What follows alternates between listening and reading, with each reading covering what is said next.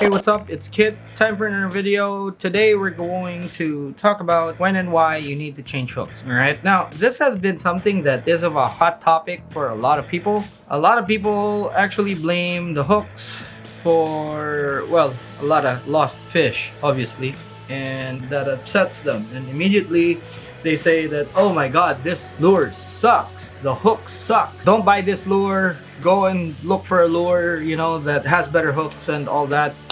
I tend to disagree with people like that because these are also the same people that buy lures like this without hooks, without split rings, and they're perfectly okay with it.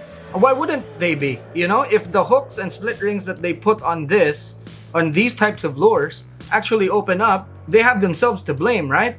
So if you're buying lures with hooks that you don't agree with, the easiest way is to actually just change the hooks, okay? And we're gonna be talking about why these hooks are there in the lures in the first place. But, for those people that actually buy a lot of these, you think about this. You're buying this lure without split rings and hooks, and you're totally okay with it, which means that when you're buying these lures, the hooks are free. And by the way, these are relatively cheaper than something like this, all right? Like way cheaper. So, you get free hooks. Great. If you want to change them, go ahead. It's actually the best practice, especially when you're fishing in places where there are a lot of big fish and bigger fish than, say, the hook and split rings, or even the lure was designed for. And I'll give you a very good example. All right, let's take some of these off for now. All right, and I will just leave these two because these are very, very good examples. Okay, so now 90% of the time when you get a Rapala X-Wrap Magnum, or even the old CD series, how many times did you have to change the hook? Okay, majority of the anglers that actually use them won't complain.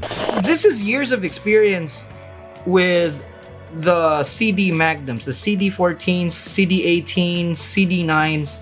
I hardly change the hooks, and the only time I need to change them would be when I actually need to, when the hooks and split rings are really rusted up and I don't want to risk it. That's it. That is it. Now, the whole reason for this is that these lures were specifically designed for big fish. And the companies aren't stupid. When they design a lure and conceptualize a lure, it is for a specific use. So for these guys, the X-Wrap Magnums or the CD14s, 18s, CD22s, those lures are designed to catch big fish. And what's going to happen is they will put hooks that are suited for those conditions. Okay, now the Max Wrap. Okay, and there's been a lot of people saying that the hooks give way, this and this and that. Yeah, okay, there are times when it does that, and it comes with relatively light hooks. Now, when the design process came, and this is what I've just experienced. Okay, so when the design process is started, you have a specific market, a specific fish designed to catch, to be caught by a lure. Okay, so what happens is that market is basically catered to. We need a long cast lure for this type of fish, and then they're using this type of line, and the fish run from this size to this size. So obviously everyone does their homework, okay, and then they come up with a lure that is terrifyingly effective. Naturally, the lure takes off, everyone's happy, and then some of those anglers actually go overseas or have friends that actually say like, hey, you know what, this particular lure would probably work in our areas. Oh, this lure is designed for sea bass, okay? But because of the profile, it actually also makes for a really good bait fish imitation like ballyhoo and needlefish. Okay, so automatically you think, oh my god, this would be good for kingfish. And they are. They're so effective, it's scary. But they're not designed for that particular fish, okay? Especially nowadays where everyone is actually using braid, okay? With braid, especially if you're not setting your drags correctly for this particular lure, what happens is that there has to be something that gives way. It's the natural order of things. Okay, it could be the split rings, it could be the hooks opening up. Is it the lure's fault? Of course not. You know, you're fishing for something that the hooks are not designed for. It's not gonna hold up to big kingfish, big narrow barred mackerel, and all those other big fish. The hooks and the split rings. The lure? Yes, it could. It's been proven. So it's not that these hooks won't hold them. They will. Now, see, the thing is, if you actually fish this with mono, lower pound test mono, exactly how it was designed and conceptualized for, I guarantee you will, you won't pull hooks. But a lot of people are actually using braid. And it's not their fault. It's just that, if you're using braid, change them to stouter hooks and stouter split rings, and it'll be fine. That's it.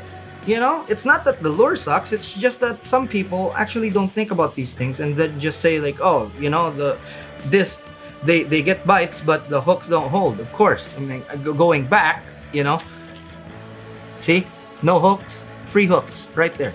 Okay, so there are some lures that are when to change the hooks from treble hooks to single hooks. Single hooks won't hurt the fish as much. As you can see, also these ones have no barb. There are specific hooks for this. Now I use this for queens, and generally in the summer here we need to release them really fast. After the picture, we release them and then all is good. All right, so water temperatures are kind of warm and you kind of tend to kill a lot of them if you take too long for your release. So after a quick picture, put them back in the water and they're fine. So it necessitates the use of single hooks just so it's easy to take off, and also barbless hooks. You just keep your line tight and that's it. All right, now barbs were designed to keep bait in before, okay, so that the bait doesn't slide out. So that's the history of the barb right there. So it's not really designed to hold the fish, although incidentally it does. So all you have to do is just keep your line tight and you should be fine. Okay, now this is the Magnum cast, designed for big fish. You see there's stout hooks and really good split rings on them. So again, it goes back by design. Okay, and as you can see, you don't need to change anything on this. If you want heavier hooks, go ahead. Like I said, the hooks are free. You're paying for the lure and it is heavy. Okay, so this is designed to be cast really long distances, has a really good fluttering action on the way down. Again, because of its design and what it's meant for, they come with the hooks that are ready for that use. Now, let's go back to this big boy right here. Now, why do you need to change hooks on this? Actually, for the big ones, you don't need to, but there are just some people that think that these hooks are way too big for this lure. All right, that's fine. Change them, like I did. All right. I mean, this is practically the only one that I actually changed. All the rest have the stock hooks because the stock hooks are quite strong. And again, for what it is, it's really okay. I just made this as an example when I was writing an article for the website. So, changed it to smaller split rings. If you find that these split rings are too big, great. Okay, no problem there.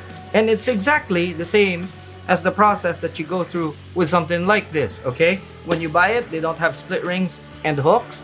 If you don't like the hooks and split rings that it comes with, just change them. Done deal. That's it. All right, so you change the hooks for quite a few things. All right, you change them because you don't find the balance for your taste to be correct, so you change them to either smaller gaped hooks or smaller split rings. Fisheries, There are some fisheries and even specific fish that you want to release and you want to protect. So either the place indicates that you have to use single hooks, barbless hooks, or both single hooks and barbless hooks at the same time. So you change that. And then for some lures that are not designed for the specific fish that you're targeting, but that is the form of the lure that you want to use or have to use for them, just change the hooks and the split rings and everything would be okay. Now, experienced anglers that catch a lot of fish by practice do this before they go fishing. I have a previous video that actually shows you how to size the hooks according to the lure, so I'm gonna link that up in the description or in the card, probably one of the boxes in the video after this video ends. All right, so if this video proves helpful to you, to help you understand things and help you out pretty much in actually understanding what was discussed here, please give it a like, thumbs up. All right, if you haven't yet, please like and subscribe, and I'll see you in the next one.